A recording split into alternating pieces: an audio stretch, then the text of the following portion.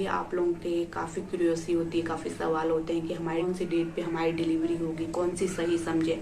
Ultrasound हमने करवाया तो उसमें अलग आ रहा है और हमारे पीरियड के अकॉर्डिंग हम LMP के अकॉर्डिंग काउंट कर रहे हैं तो उसमें अलग डिलीवरी डेट आ रही है। तो कौन सी सही होती है सारा इस वीडियो में जानेंगे। काफ़ी हेल्पफुल वीडियो होने वाला है, लास्ट तक जरूर जुड़े रहें। तो देखिए, अगर आपके रेगुलर पीरियड हैं तो यानी कि आपको कोई भी PCOD थायराइड की प्रॉब्लम नहीं है, आपके रेगुलर पीरियड आते हैं, तो आपको जो है लास्ट जो पीरियड का फर्स्ट डे था उस दिन से काउंट कर लेना। उसके बाद जो भी आपकी डिलीवरी ड्यू डेट आती है वही आपकी मानी जाती है सही। और डिलीवरी की डेट कैसे निकालनी है इस पे वीडियो है, आप लिंक नीचे डिस्क्रिप्शन पे चेक कर सकते हैं, वीडियो वॉच कर सकते हैं, वहाँ से हेल्प ले सकते हैं और अपनी डिलीवरी डेट को कुछ ही सेकंड में निकाल सकते हैं। दूसरा क्या होता है कि कुछ फीमेल के इरेगुलर पीरियड होते हैं, कभी उनको 50 दिन में आ रहे हैं, कभी 40 दिन में आ रहे हैं, कभी 28 दिन में आ रहे हैं। तो जिनको या फिर उनको PCOD या फिर थायराइड की प्रॉब्लम है, उस वजह से उनकी पीरियड इरेगुलर है, हार्मोन काफ़ी अप डाउन है, तो उन महिलाओं को जो LMP के अकॉर्डिंग हम ड्यू डेट निकालते हैं उसे नहीं मानेंगे और हम अल्ट्रासाउंड यानी कि जो अल्ट्रासाउंड के अकॉर्डिंग जो ड्यू डेट निकल के आई है वही उसी को एक्यूरेट मानेंगे, उसी को सही मानेंगे। क्योंकि क्या होता है कि इन महिलाओं का ओवुलेशन का कोई फिक्स नहीं होता कि उनका ओवुलेशन कब हुआ होगा, कब से बच्चा लगा होगा। तो अल्ट्रासाउंड में क्या होता है कि बच्चे की मेजरमेंट किया जाता है, उसका ग्रोथ देखा जाता है कि कितने हफ्ते तक कितनी हो जानी चाहिए, उसके अकॉर्डिंग ही उसकी डिलीवरी डेट डिसाइड की जाती है।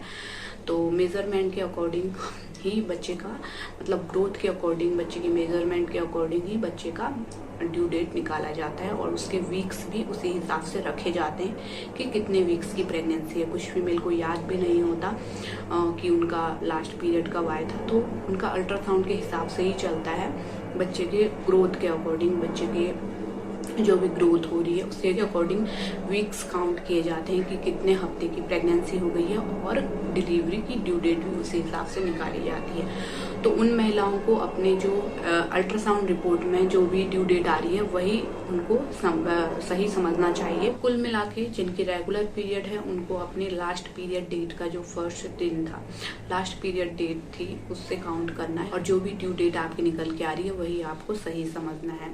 और जिनको इरेगुलर पीरियड होती है तो उनको अपने अल्ट्रासाउंड के अकॉर्डिंग ही चलना होगा, उसी अकॉर्डिंग आपकी डिलीवरी भी होगी और बच्चे की, क्योंकि उसमें क्या होता है कि बच्चे के वीक्स उस हिसाब से रखे जाते हैं जिस हिसाब से वो ग्रोथ हो रहा है, क्योंकि कितने हफ्ते तक बच्चे को कितना ग्रो हो जाना चाहिए आपके अल्ट्रासाउंड रिपोर्ट के अकॉर्डिंग आपको बता दिया जाता है और उसी अकॉर्डिंग वीक्स भी रखे जाते हैं। जो अल्ट्रासाउंड की रिपोर्ट होती है वो फर्स्ट के जो 3 महीने होते हैं उसमें जो किया गया अल्ट्रासाउंड होता है वही सही होता है, वही एक्यूरेट होता है। बाद में आपकी जो है ड्यू डेट जो है चेंज हो सकती है, जैसे आप सेकेंड ट्राइमेस्टर में गए यानी कि चौथे, 5वें या 6ठे महीने में गए या फिर 7वें, 8वें, 9वें महीने में गए तो उस अकॉर्डिंग आपका ड्यू डेट अलग निकल के आएगा बच्चे के ग्रोथ के अकॉर्डिंग।